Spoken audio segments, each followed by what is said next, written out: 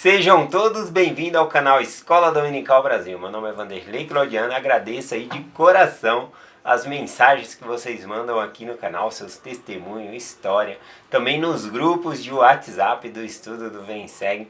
Às vezes mandam para mim também no meu próprio WhatsApp, eu deixo o número aí na descrição do vídeo. Muito obrigado por essas mensagens, tá bom? Eu agradeço aí de coração.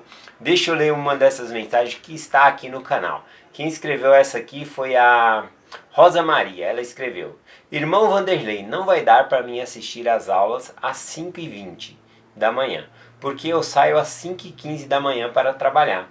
A maioria das vezes eu assisto a sua aula à noite. Bom, muito obrigado primeiramente, né, Rosa Maria, por assistir todos os dias, por podermos estudar juntos, né? Outra pessoa mandou aqui também um outro comentário, aqui, deixa eu ver, que foi o José Carlos da Silva. Bom dia, meu querido amigo, irmão.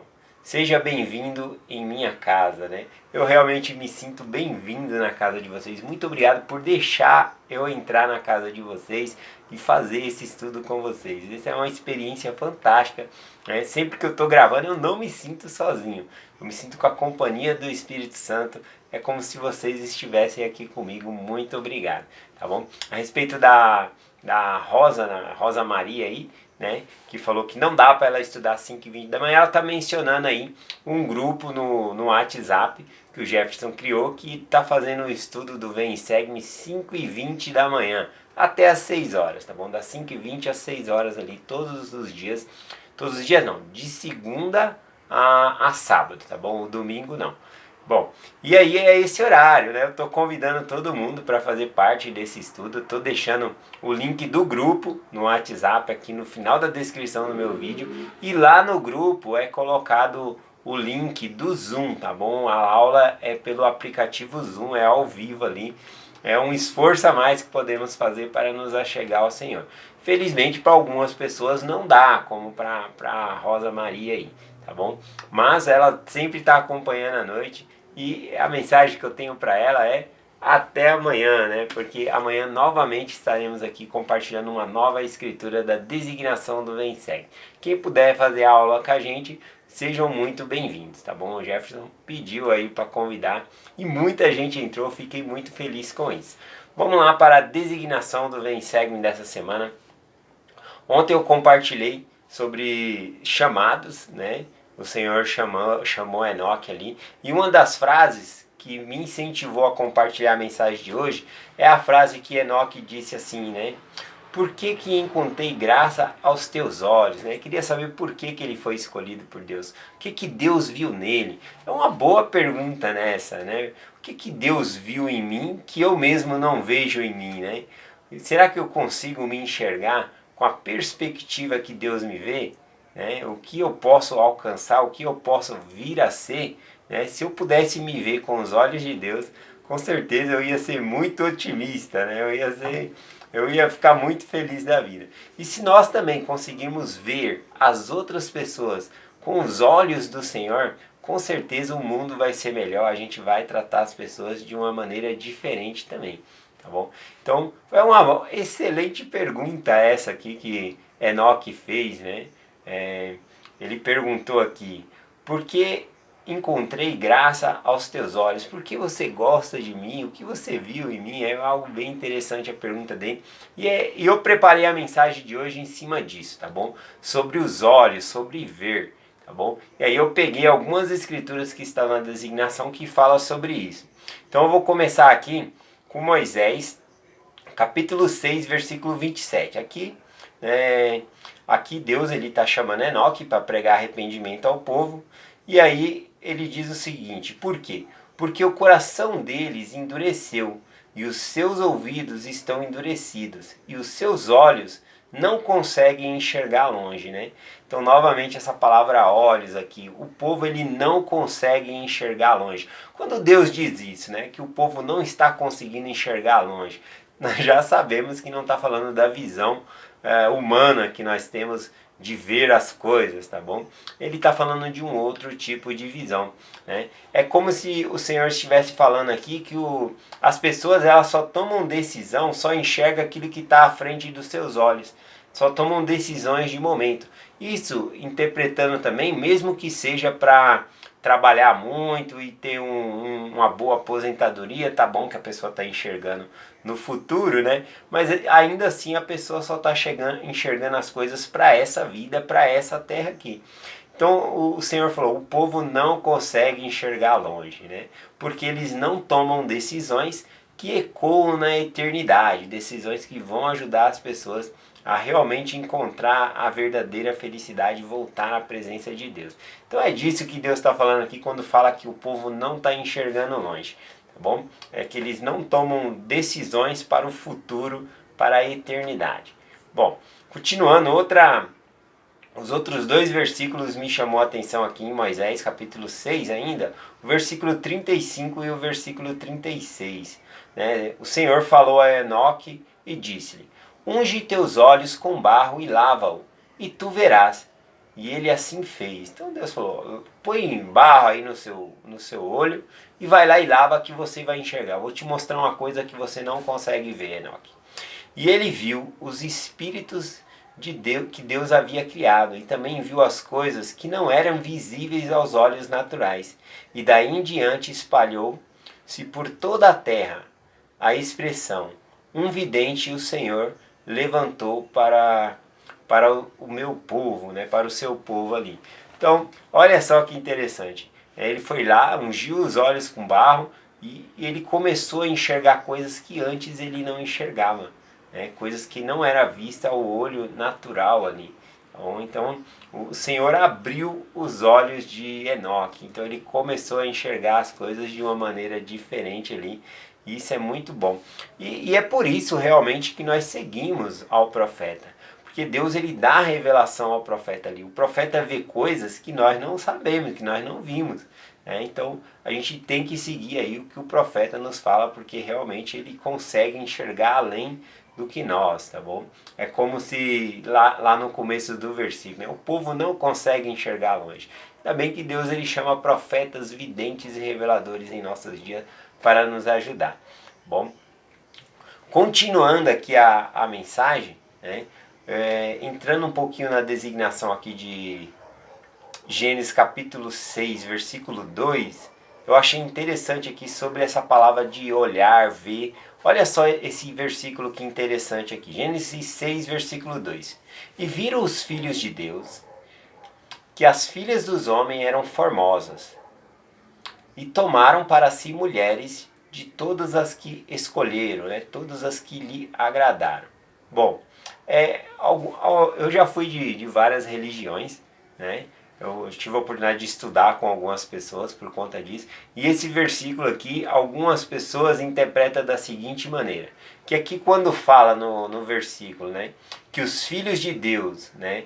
Eles foram lá e casaram-se com as filhas dos homens, né? Tem determinada religião que acredita que eram os filhos de Deus, os anjos, tá bom?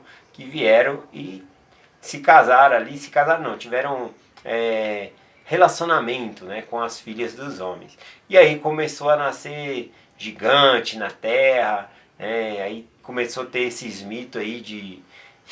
Bom, bastante coisa aí a esse respeito. E aí eles falam a explicação do dilúvio, né? Porque teve que vir o dilúvio para destruir essa raça que nasceu aí entre anjos e mulheres, tá bom? Na verdade foi essa a explicação que eu recebi lá. Mas o que acontece aqui? Eu queria explicar o que significa aqui filhos de Deus e filhos dos homens aqui, tá bom? Então, se nós pegarmos um pouco antes de Gênesis 6 aqui, é falado sobre duas genealogias diferentes, daqueles que seguiam a Deus e daqueles, né, que era da semente de Caim e outros que decidiram não seguir a Deus. Então tem essas duas genealogias. E aí a gente encontra esse versículo aqui.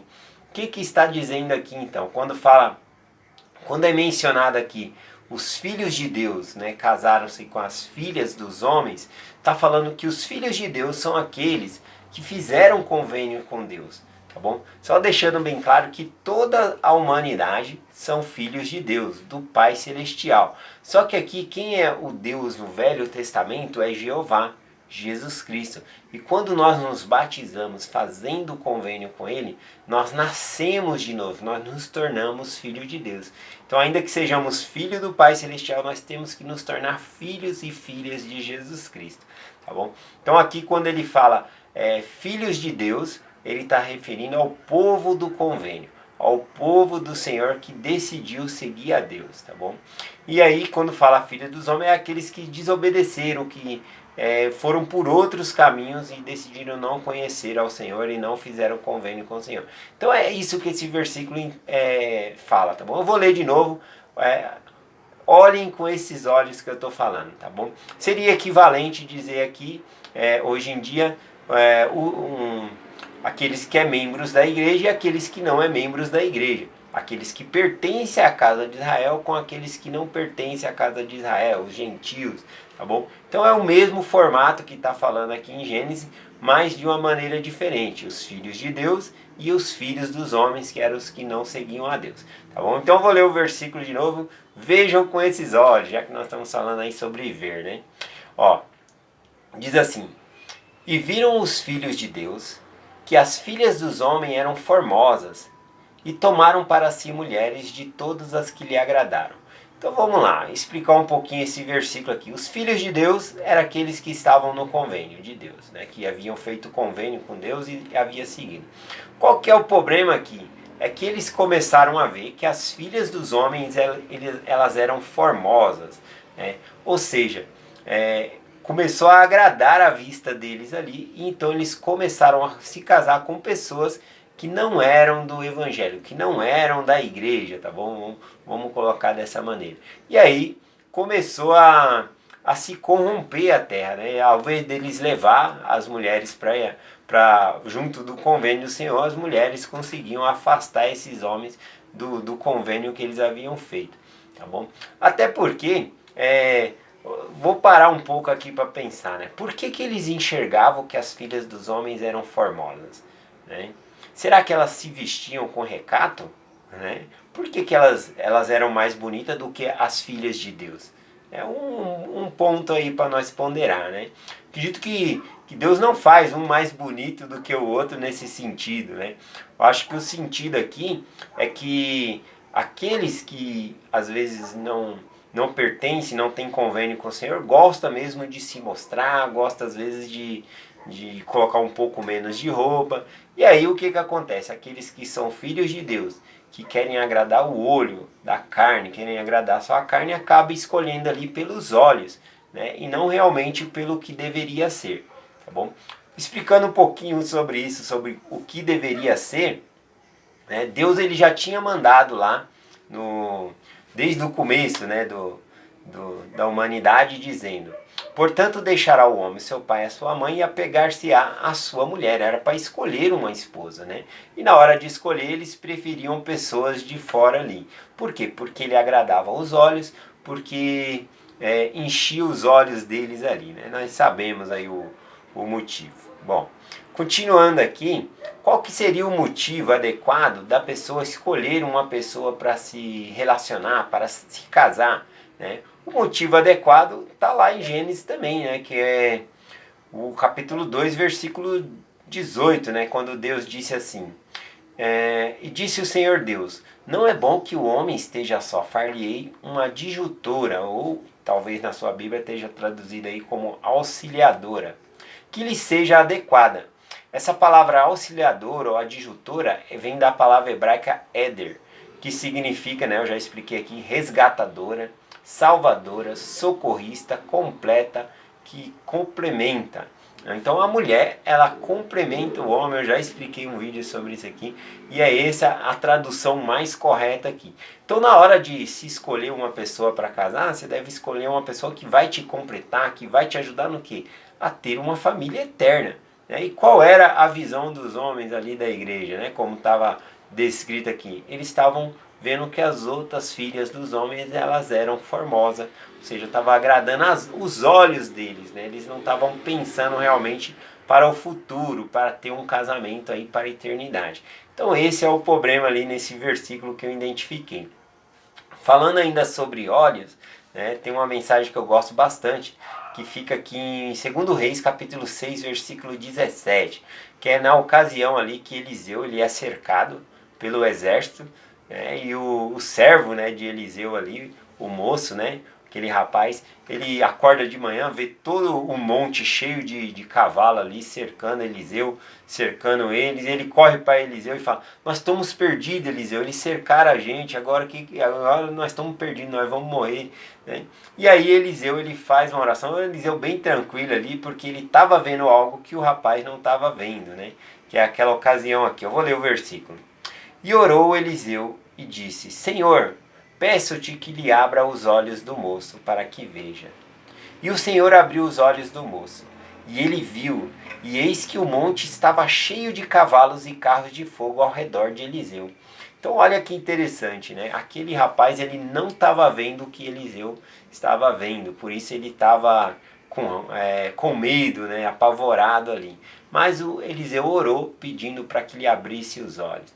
Então mulheres, né, que estão aí conhecendo rapazes aí, né, orem a Deus dizendo: Senhor, abra os olhos do moço para que ele possa me ver como o Senhor me vê. Ou para que ele possa enxergar as suas qualidades. E não somente agradar o olho da carne, né? Infelizmente muitos vão mais pela aparência do que realmente o que a pessoa é por dentro. E isso é um grande erro. E hoje em dia nós vemos, né, o que acontece, né? São muitos divórcios por conta disso. Tá bom? Continuando aqui, para terminar agora, o último versículo que eu vou ler é 1 Samuel, capítulo 16, versículo 7. Né? Samuel ele foi lá para ver qual seria o rei, o próximo rei ali no lugar de Saul, né? E ele vai na casa ali de Jessé e começa, né, a ver ali qual seria o rei ali. E aí passa um homem forte, bonito, ele fala: certamente Deus escolheu esse. E não era aquele. Aí passava outro mais bonito ainda, ele fala: certamente vai ser esse, né? E Deus falava: não, não é esse. Até que Deus falou para ele o seguinte, aqui no versículo 7, né? Falou para Samuel: porém o Senhor disse a Samuel: não atentes para a sua aparência, nem para a sua estatura, porque o rejeitei. Ou seja, todos aqueles que haviam passado diante de Samuel ali, Deus havia rejeitado. Não era aquele que seria o rei. E ele continua: porque o Senhor não vê como o homem vê, pois o homem vê o que está diante dos olhos, porém o Senhor olha para o coração. né? Então Deus ele olha para o coração e depois mandou chamar lá Davi, que estava cuidando lá das ovelhas, lá do rebanho. E era Davi, baixa estatura ali, né?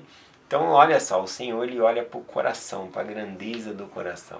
Então que possamos orar aí para que os jovens e as moças também, né, não enxerguem só rapazes bonitos e moças bonitas, mas que possam olhar para o coração. Que o Senhor abra os olhos aí dos moços e das moças, né, para escolherem aí os seus pais. Bom, para terminar aqui, eu gostaria de compartilhar que eu também já fui cego no Evangelho.